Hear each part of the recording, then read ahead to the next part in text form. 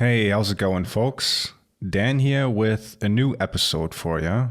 Initially, this was a show only for patrons of the podcast, but upon listening to it, this is really more Three Arrows than Iron Dice content, although the line is a little blurry there. Anyway, enjoy.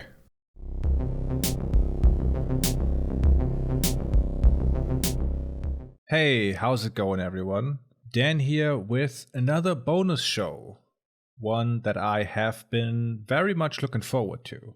The US midterms, in which the Republicans achieved a historically bad result, are now behind us.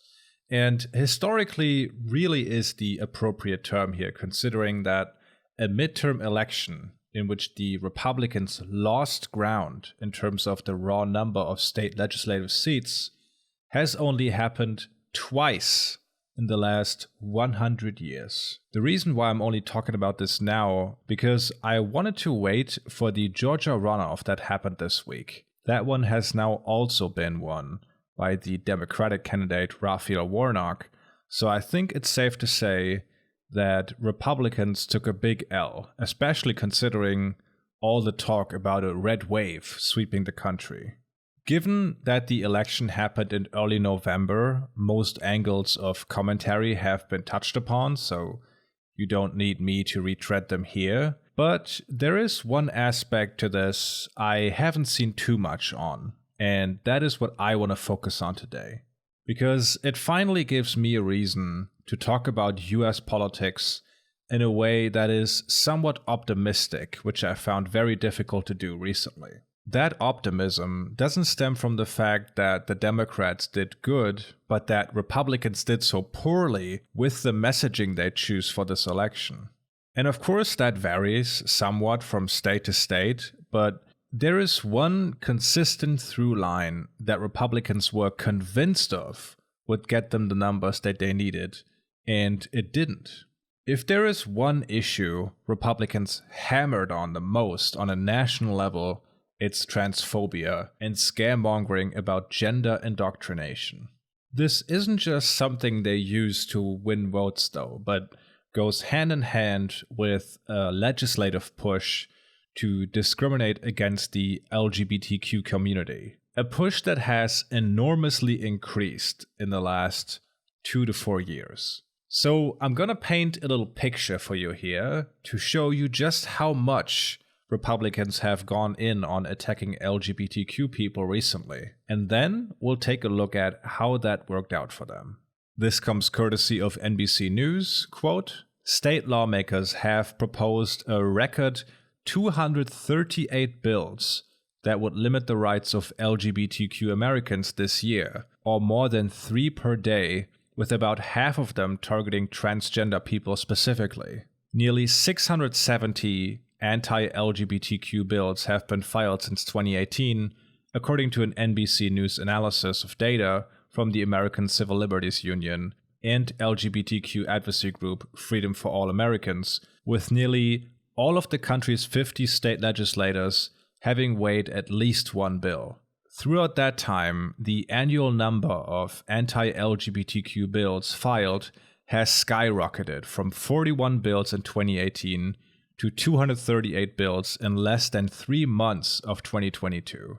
And this year's historic tally quickly follows what some advocates had labeled the worst year in recent history for LGBTQ state legislative attacks, when 191 bills were proposed last year." End quote. Now, while the LGBTQ community as a whole is the target of these bills in terms of restricting school curriculums and the like, there is one aspect here I want to highlight today, and that is the targeting of trans people specifically.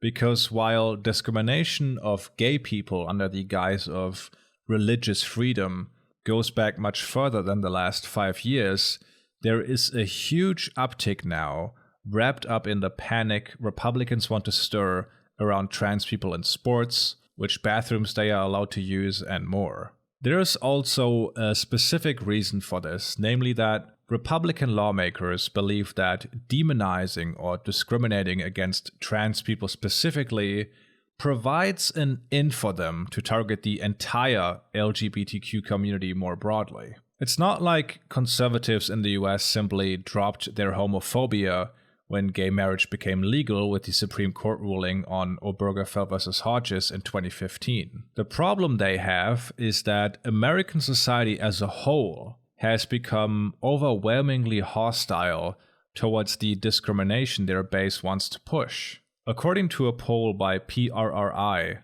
nearly 80% of Americans support non-discrimination protections for LGBTQ people, with Democrats coming in at 89%, Independents at 82%, and Republicans at 65%. So, what do you do when you have all this homophobia among your base and the religious right, but pushing the legislation they want is so unpopular? You divide and conquer. You pick out one specific target to chip away at that allows you to pay lip service towards the pro-gay stance of American society, while still being able to deliver for your homophobic and transphobic base. And that is where the attacks on trans people specifically come from. Now, I should say that it's not like gay people don't face similar attacks, like with the Don't Say Gay bill in Florida that could see a teacher, for instance, punished if they tell their students that they have a partner of the same sex. But in the context of the midterms, trans people seem to be the focus of Republicans' ire. This really began in 2016 with North Carolina's bathroom bill. That was the first very high-profile case I can think of. And from there, it just went up and up and up. According to the ACLU in 2018, there were 19 bills of that ilk introduced. 2019 saw 25. That then more than doubled the year later with 60 bills, before doubling again in 2021, reaching 131 bills. This year, 2022, as of October, that number has risen to 155. Now, not all of these passed, luckily, because Republicans aren't in power in every state, but the attempt itself puts a target on trans people's back for sure. Trans advocate Alyssa McKenzie from Orlando said in the Washington Post, quote, "I don't know how to describe to somebody that isn't going through it how it feels to have the anxiety of waking up every morning not knowing whether your state is going to attack your right to exist. To do all of the things that so many people never ever have to question or think about. This isolation that Alyssa McKenzie is talking about becomes very apparent when you actually dig into the number of people targeted by these bills. The case of Utah, which became the 12th state to implement bans targeting transgender athletes, is worth looking at here. When the Republican state lawmakers initially passed a bill that would ban transgender students from participating in girls' sports, it was vetoed by the Republican governor of that state. Here is some of what Governor Spencer Cox wrote regarding his decision to veto this bill. Quote, "Finally, there is one more important reason for this veto. I must admit, I am not an expert on transgenderism. I struggle to understand so much of it, and the science is conflicting." It's not, I want to add here.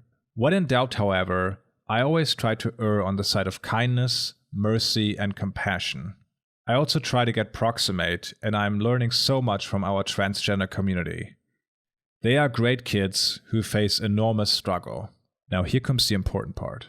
Here are the numbers that have most impacted my decision. 75,000, 4, 86, and 56. 75,000 high school kids participating in high school sports in Utah.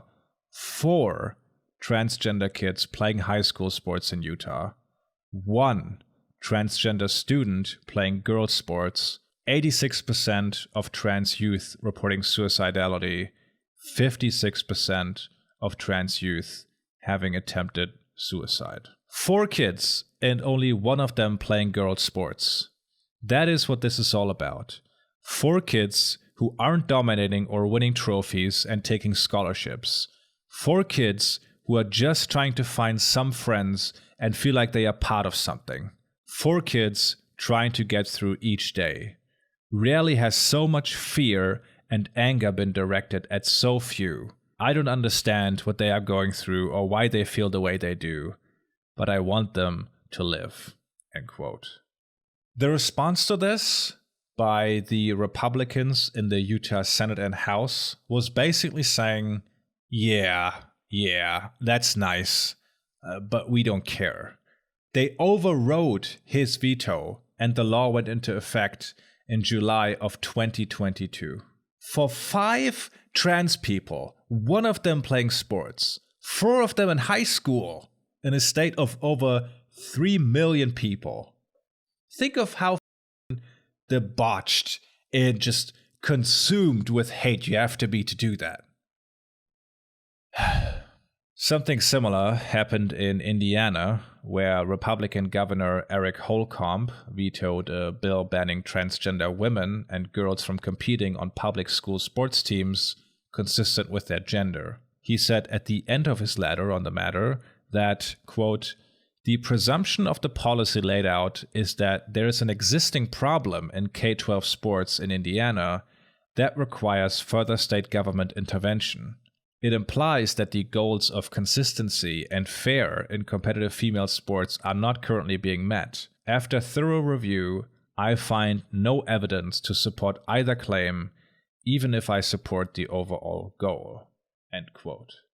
Not to mention that Indiana already has a policy in place since 2017 that requires transgender athletes wishing to compete in sports to apply for a waiver confirming that they have been living as their gender identity for at least a year. Additionally, transgender girls must prove they have undergone either hormone therapy for at least a year or surgery.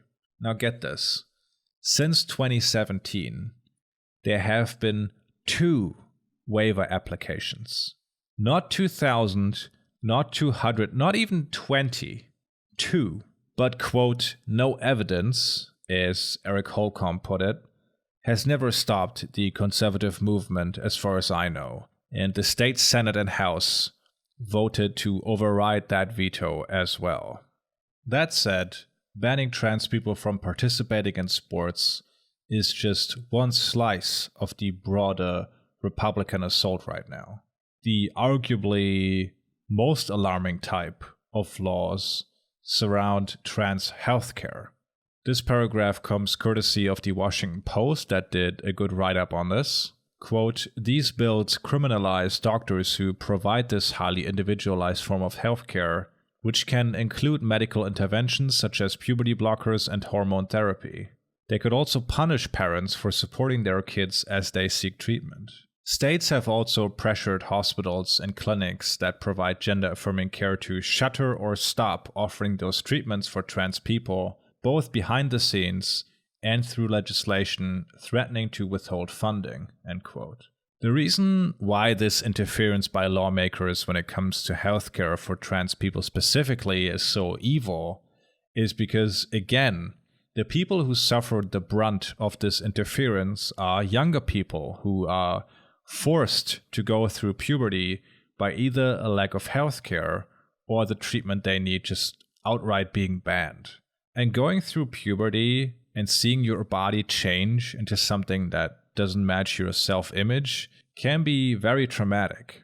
This has become such a big problem that the American Medical Association called upon states to stop interfering in healthcare of trans individuals in an open letter. It reads, "Evidence has demonstrated that foregoing gender-affirming care can have tragic consequences. Transgender individuals are up to 3 times more likely than the general population to report or be diagnosed with mental health disorders, with as many as 41.5% reporting at least one diagnosis of mental health or substance use disorder.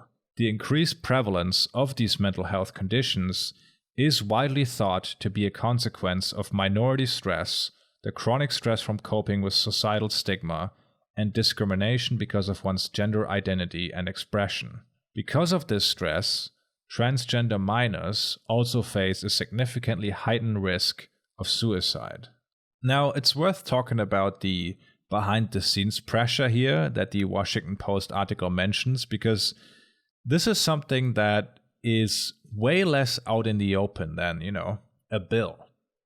We can see a good example of this at the Children's Medical Center in Dallas, that saw itself forced to disband its gender-affirming care program in November of last year. For many families in Texas and neighboring states, this was the only option they had to provide healthcare to their children, and often parents had to drive 8 hours to an appointment at this medical center. This was by far the largest program for transgender youth in all of Texas. Now, what's kind of weird about this whole thing is that no one who either worked in the child care program or higher-ups of the medical center responded when asked to comment for a piece on the 19th News website about why they are disbanding the program. It's obviously not a lack of demand, considering the number of patients in gender-affirming care has only grown since they launched it.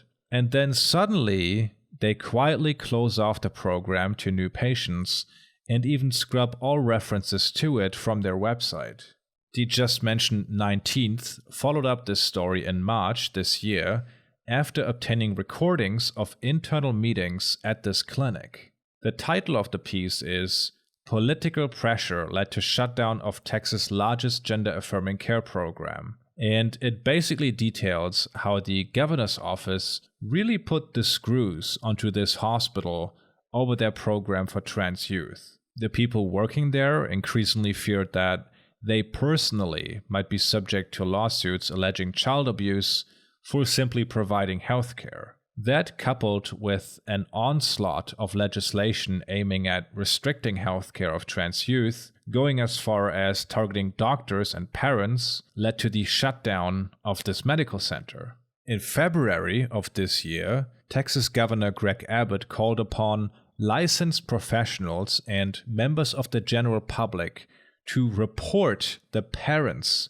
of transgender minors to state authorities if it appears the minors are receiving gender-affirming medical care. In addition, he made clear that the state law, quote, provides criminal penalties for failure to report such child abuse.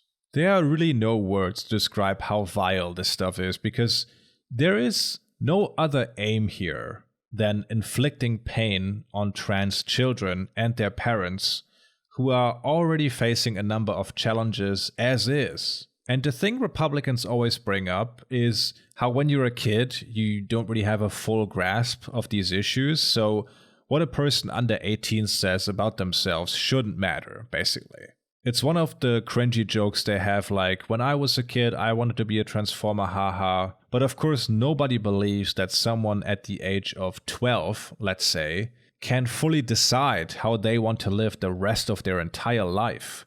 But that is literally what trans healthcare is for. That is why it even exists, so that a parent who sees their child struggle with their gender can take it to a doctor, and together they can evaluate how to go forward. And if that kid is then prescribed puberty blockers, but down the line figures out that they are actually comfortable with the gender they were assigned at birth, they can decide with their doctor to ditch the medicine and go through puberty a little bit later in life. There are no two opinions on this. It's a net positive for them and for society at large to provide this healthcare.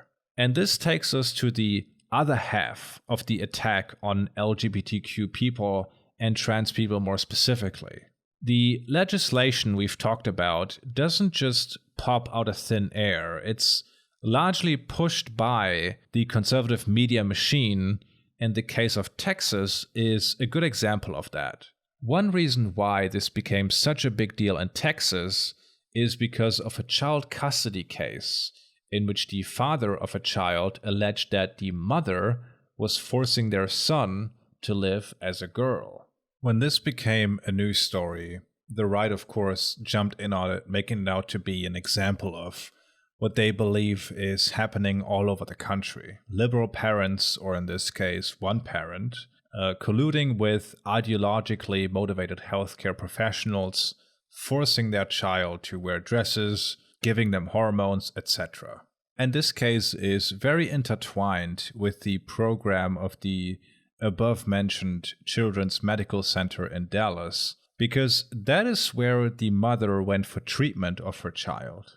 In interviews, the father of this child said that his kid dresses like a boy and understands himself as a boy whenever the kid is with him, but when it's not, the mother allegedly made this child wear dresses and only addressed it as a girl. What every single article on this by the right-wing press omits is that the child in question was diagnosed by multiple pediatricians to suffer from gender dysphoria, as well as there being a huge amount of testimony by school staff and family members that the child in question identifies as a girl without any instruction to do so from the mother, who, by the way, already had 2 daughters. So the narrative of this mother wanting to have a daughter so bad she made her son undergo treatment made 0 sense from the get-go. Senator Ted Cruz and Donald Trump Jr. got in on this, accusing the mother of abusing her child, and it wasn't long before Texas Governor Greg Abbott tweeted the following: FYI, the matter of 7-year-old, insert dead name here, is being looked into by the Texas Attorney's General Office and the Texas Department of Family and Protective Services, bringing down the full force of the state on this mother. The details of this case aren't that important. There is a very good deep dive on YouTube about it that I will link. But basically, the father of this girl is a religious zealot and didn't want to accept his daughter being trans. So he made it into a story of a crazy liberal mom abusing her child. In an interview, the father says, quote, "It is totally against my religious beliefs to affirm him as a girl." Child Protective Services, who then investigated the mother at the behest of GOP officials, found no wrongdoing on her behalf, and that's basically it. All I can say is that it's incredibly tragic for this young girl who is already in a tough spot given the custody battle to be exploited like this by the right wing to drum up their transphobic base. And exploited for political clout, I should say, since her father then ran for office, plastering pictures of his kid all over his website and using the story for electoral gain. He lost in the primary though, so that's good, I guess.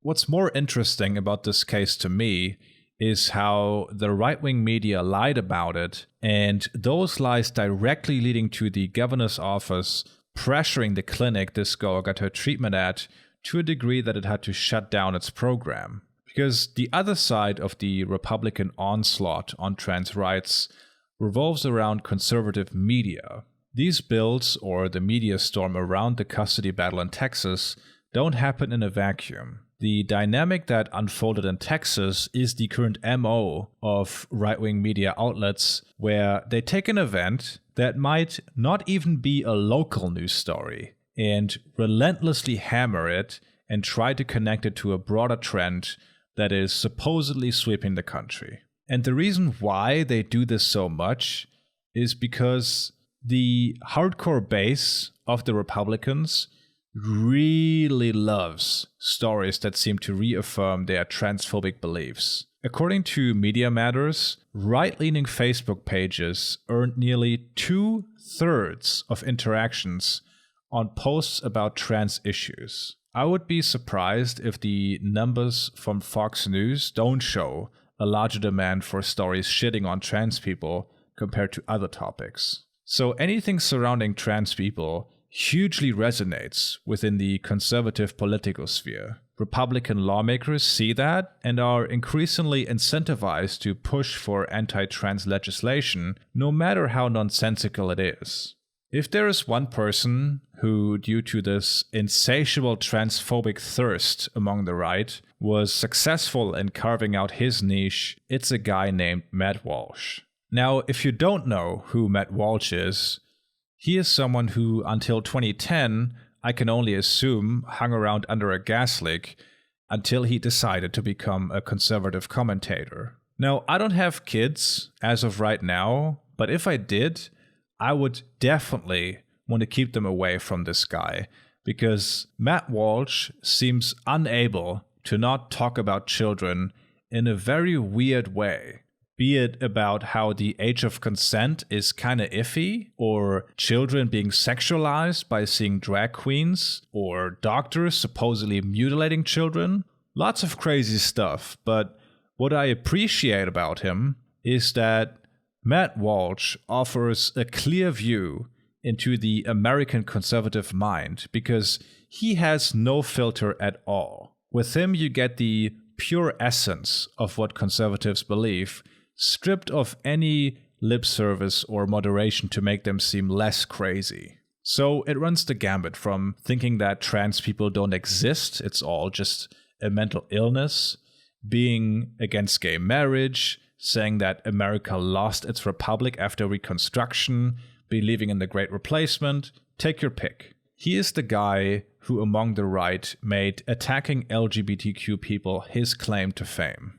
Part of that is a documentary he made earlier this year that proposes to simply ask the question, what is a woman? In this documentary, he presents himself as this curious everyman and talks to academics, politicians, and people on the street about what a woman is. And in this documentary, Matt Walsh seems to struggle with a basic concept that most teenagers can understand, namely that while most people are assigned male or female at birth, what makes a woman is largely a collection of social signifiers. Because you have no idea what a person has between their legs when you meet them for the first time usually, so you go by things like, do they have long hair? What does their voice sound like? What body type do they have? And so on. But there's no biological basis to women typically having long hair or shaving their legs. These are things society has agreed upon to be things women do. What we see as a woman, societally, is a question of language, not so much biology, if you get what I'm saying. It's pretty simple.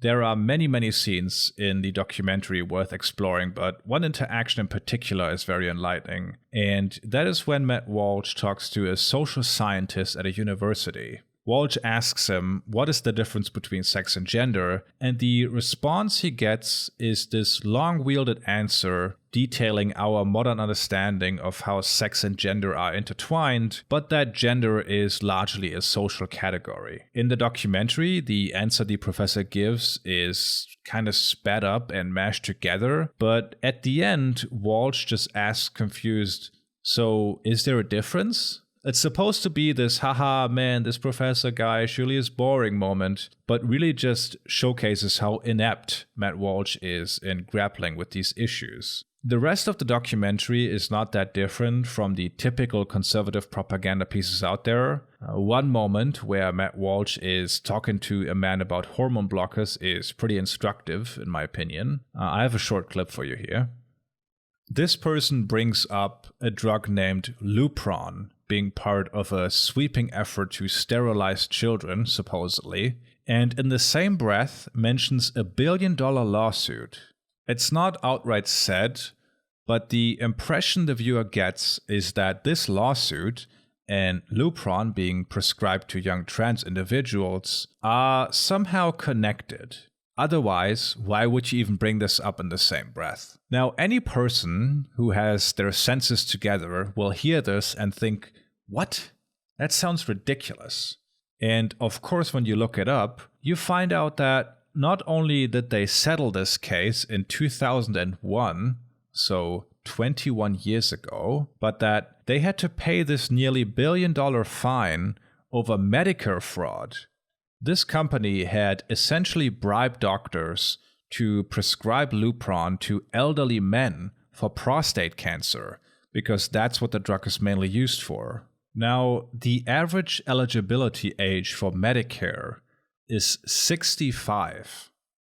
For this case to be related to trans people in any way, there would have to have been an over 65-year-old male in the 90s who received Lupron as a puberty blocker from his doctor. I'm not a medical expert, but I'd be shocked if there was even a single case of this because, not that many over 65-year-olds go through puberty. Dare I say, none at all. Now, I don't have time to debunk the entire documentary here, but this gives you an idea of the dishonesty involved. It basically exists to reaffirm people who are already, let's say, skeptical towards the existence of trans people. But I doubt anyone else will get anything out of it.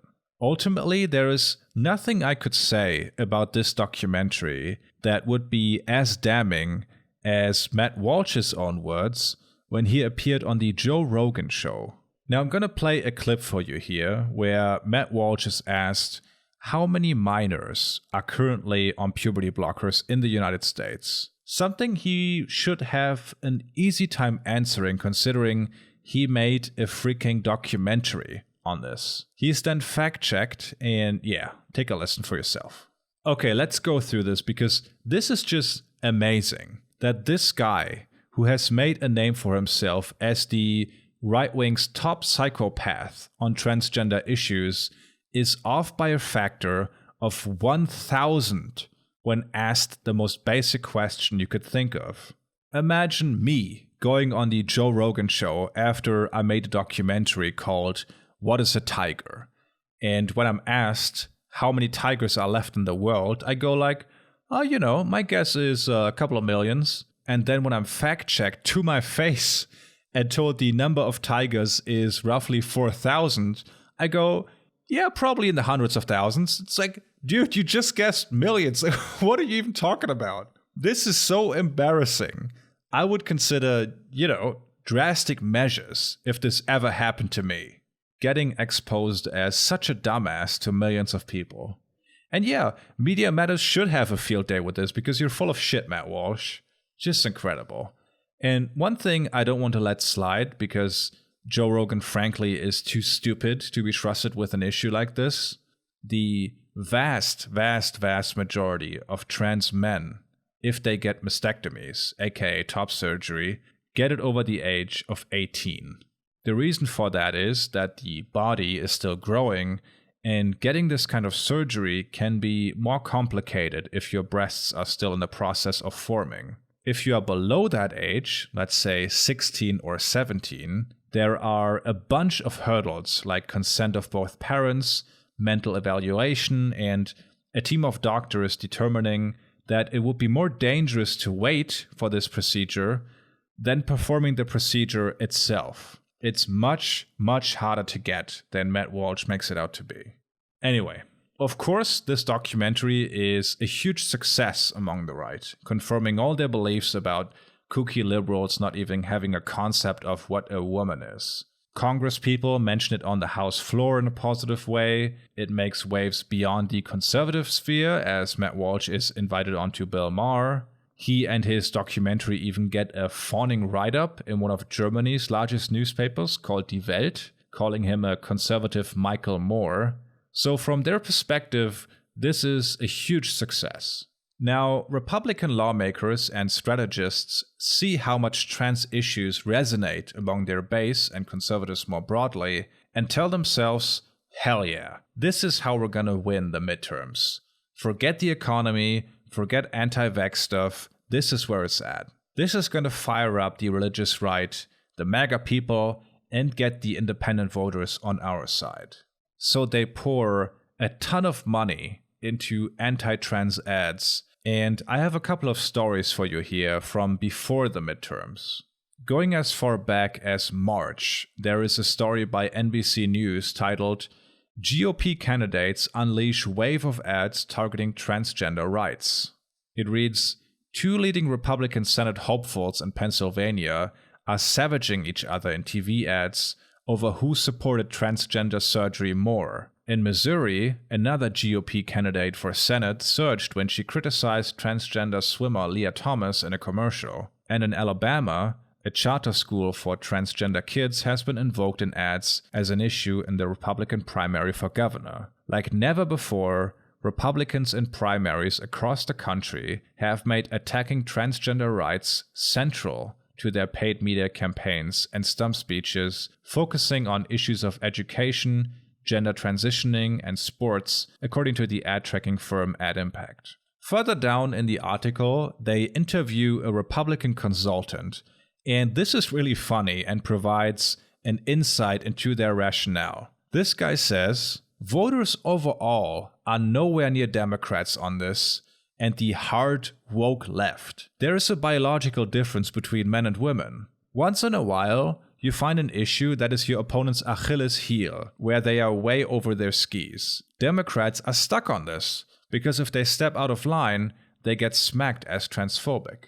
Keep this guy in mind for later when we discuss the election results. This article mentions $4.5 million in ads targeting transgender rights, which isn't that much money in the grand scheme of things, but that number only increased from when this NBC piece was published. In May, reported by USA Today, Republicans see anti-trans bills as key to midterm victory. September of 2022, also by NBC News, conservative group releases anti-transgender political ads in Michigan. The byline being, American Principles Project announced that it will spend millions in battleground states to expose Democrats' transgender radicalism.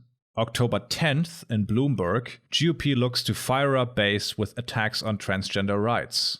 Getting close to the midterms here now, November 1st in Politico, ads targeting transgender kids flood swing states. A group started by Trump administration alums is spending millions of dollars on battleground mailers and radio ads. Looking at all these headlines, you can really see how they went all in on this. And I have one more piece for you by NPR, published 5 days before the election. Right-wing groups spend millions of dollars on ads targeting transgender kids.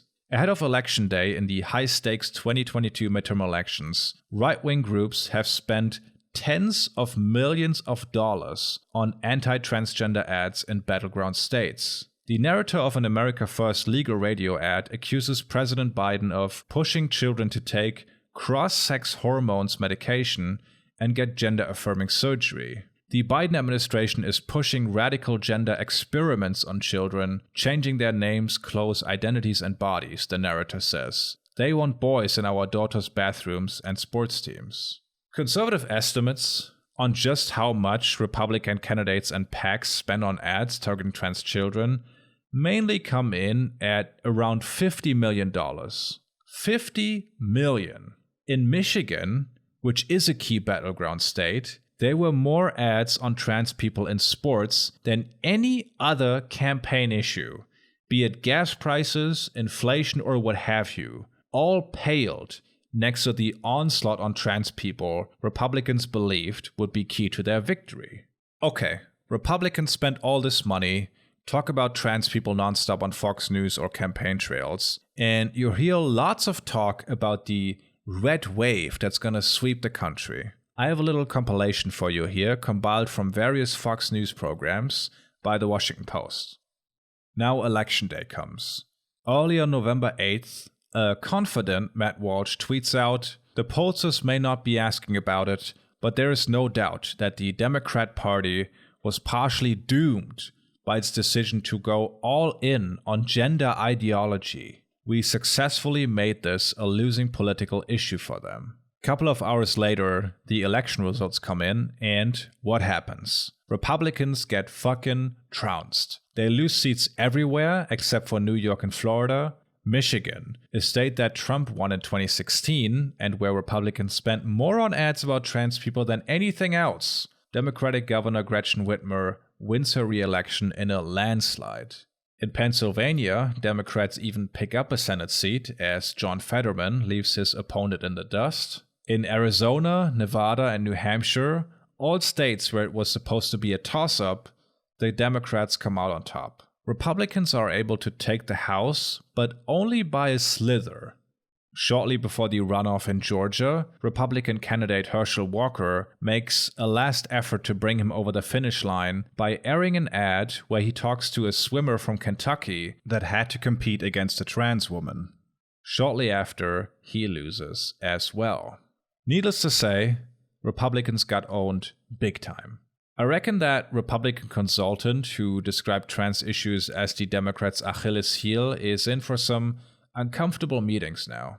Considering what Republicans were expecting, these midterm results were nothing short of a disaster. Now, why is that? Obviously, there are a lot of reasons. Backlash from overturning Roe v. Wade is probably the single biggest reason behind their defeat. But there's also a point to be made regarding Republicans hammering trans issues prior to this election. Turns out their base is so far to the right, so far removed from the average person that a lot of people were just put off by their messaging. They saw Matt Walsh's nonstop rambling about children's genitals and thought, "Get away from me, you creepy weirdo." All while Democrats didn't run any ads talking about trans issues. So it's not even like Democratic messaging was just more convincing on this, but that Republican messaging was just so off-putting to the people in the middle. And I don't want to pretend that every independent voter is a strong supporter of trans rights, of course, but the hysteria created by Republicans around trans people existing in society did not do anything for them. Republicans were just too weird and creepy around this issue for the majority of voters. And I think that is a reason to be optimistic. The same election saw a number of LGBTQ candidates winning for the first time in some states, and in general, I think we can see this election result as a big rebuke of Republican anti-LGBTQ efforts. And this is where I was initially gonna end the show today, leaving on a positive note at least once in a while. But then something happened that casts all of this in a different light. That something being the shooting in Colorado Springs, where a gunman shot 5 people at an LGBTQ club. And this is really just part of the trajectory we have talked about so far. And I'm going to show you how using Matt Walsh as an example. After the Republicans fell short in the midterms, there was this very brief moment where they were kind of just stun-locked, looking at themselves and asking what went wrong here. Looking at themselves and asking, what went wrong? Matt Walsh tweeted on November 9th, "Most Americans are widely dissatisfied with the direction of the country, but Republicans weren't able to harness that dissatisfaction. That speaks to a party without any kind of coherent or compelling national message. We need new leadership top to bottom." Really funny seeing Matt Walsh demand new leadership when, dude, that was you. You massively contributed to making anti-trans hysteria the Republicans' national message. Okay, so it's right after the midterms, and you see some analysts go the typical route of saying, you know, the Republicans really got to take a look at themselves and moderate and get back to kitchen table issues, blah, blah, blah, as if that was ever going to happen. And this is where those people have it backwards. Republicans didn't just run an anti-LGBTQ campaign because they thought this would be a winning issue, but because they genuinely believe this stuff. The topics they focus on stem out of bigotry more than anything else. This is a genuine campaign of, I don't know how else to put it, extermination. They want LGBTQ people, and trans people above all, to be removed from society. Their focus is not a strictly political calculation. And you can see that by them going right back at it after suffering a staunch defeat politically. On the same day that Matt Walsh said the Republican Party lacks a coherent national message, he tweeted, "We're full steam ahead here in Tennessee. Today, the Protecting Children from Gender Mutilation Act was officially filed. It will ban the mutilation and drugging of gender-confused children and provide victims the right to sue for damages. We're still getting wins on the board." And this is one of Matt Walsh's passions, if you're not aware. That passion being actually putting children in danger. A couple of months ago, in early August, he went on air and accused Boston Children's Hospital, among others, of, quote, butchering, mutilating, and sterilizing their young patients, and said that we have to stop making it so easy on them. Walsh wasn't the only guy who talked about this, but one of many right-wing mouthpieces demonizing this clinic, claiming they are doing hysterectomies on kids and so on. Shortly after, the people working there received death threats, phone calls, and a flood of hateful emails. On August 30th, the hospital had to go into temporary lockdown because of a bomb threat. Another bomb threat came in on September 9th, and a third one last month, in which the caller specified he placed the explosives in the section of the hospital responsible for gender-affirming care. All of this based on total lies. This children's hospital did never offer gender-affirming hysterectomies to girls under the age of 18. Never happened.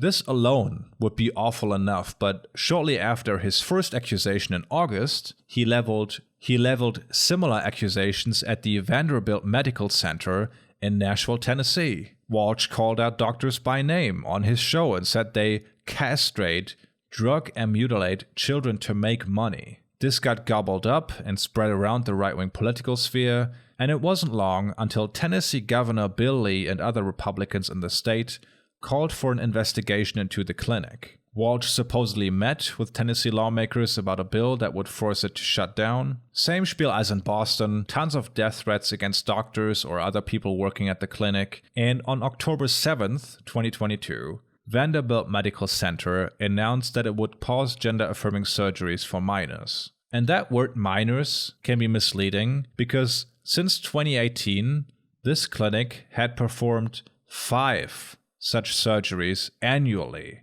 All the patients being over 16 and having parental consent, with none of them receiving genital surgery. This is what Matt Walsh means. This is what Matt Walsh means when he says putting wins on the board. On November 19th, he was able to put another win on the board as a 22-year-old gunman entered a LGBTQ club in Colorado Springs, killed 5 people, and severely injured 18 more.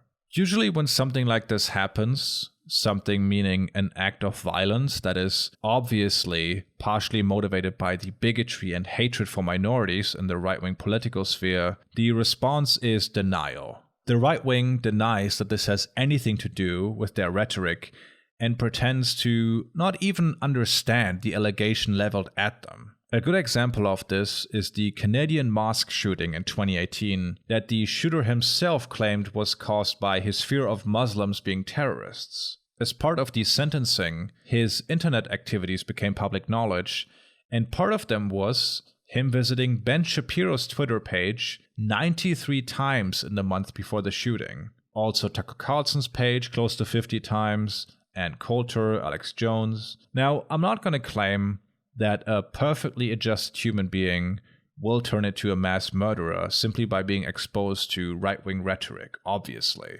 But there are plenty of people out there, mostly young men, that aren't well-adjusted.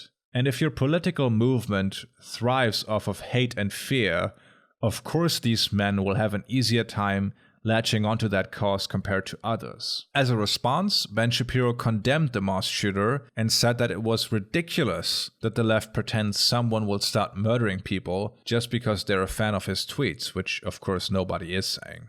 But that is really not important to what Ben is trying to do here. The goal is to deflect and hope everyone forgets about it quickly, while engaging in the exact same rhetoric until the next shooting happens. We saw a little bit of that after the shooting in Colorado Springs. Republican Congresswoman Lauren Boebert tweeted that she is praying for the victims and their families. Very thoughtful to pray for the people she demonizes on a daily basis. But the tone from the right shifted relatively fast, because of course, a tweet like the one from Lauren Boebert rings completely hollow, as the shooting is clearly the result of the hysteria the right wing has created around LGBTQ people. So instead, people like Ben decide to go on the offensive. After the shooting, Ben Shapiro tweeted, The quest by the Democratic leadership and media to link a horrifically evil shooting at a Colorado gay club to anyone who doesn't support a progressive social agenda is ongoing and terrible for the country. It's a cynical game only one side plays, and it's trash. Matt Walsh follows suit and tweets, "Leftists are using a mass shooting to try and blackmail us into accepting the castration and sexualization of children. These people are just beyond evil. I have never felt more motivated to oppose everything they stand for with every fiber of my being. Despicable scumbags." I feel like a couple of years ago, this pearl clutching at anyone suggesting the right wing calling LGBTQ people evil, perverted, disgusting groomers that mutilate children leads to violence against LGBTQ people could have worked, but the calling for violence has become so obvious that it really doesn't. The mask has simply slipped too much by now. Nobody believes that Matt Walsh isn't either happy or is thinking something along the lines of, well, they had it coming about this shooting. Because he wants LGBTQ people or drag queens to fear for their life if they are part of something he objects to, like reading books to children. Again, you don't have to take my word for it. Here is what Matt Walsh had to say about the shooting on his show. Now, not only does Matt Walsh, in doing this "why are you hitting yourself" routine here, fail to grasp why people insist on being able to do something that is perfectly within their rights, he almost spills the beans a little bit. Because what goes unsaid is that, yes, I do believe you deserve to get shot if you are at an event where drag queens read books to children. At this point, you probably don't need me to tell you how despicable people like Matt Walsh and Ben Shapiro are. They prove that themselves virtually every day and are perfectly aware of what they're doing. Their goal, and by extension the goal of the right wing in the United States, is for LGBTQ people to either not exist at all or not be part of the public sphere in any way. A political defeat, like we just saw, won't make them stop working towards that goal. I think we all know that. But here's the thing. We have just seen the American public reject their anti-gay, anti-trans efforts in a way that could almost not have been more clear. So if you are part of the LGBTQ community, you might find some solace in the fact that the average American voter finds Matt Walsh ranting himself into a frenzy about trans people just as creepy and weird as you and I do. There will always be bitter hate preachers that fear the way of human progress, and sometimes they get their way. But if the midterms show anything, it's that the majority of the electorate is not on board with hate and intolerance, and that if we keep working on it, the Ben Shapiros and Matt Walshes of the world will be left behind, while the rest of us move forward in universal brotherhood.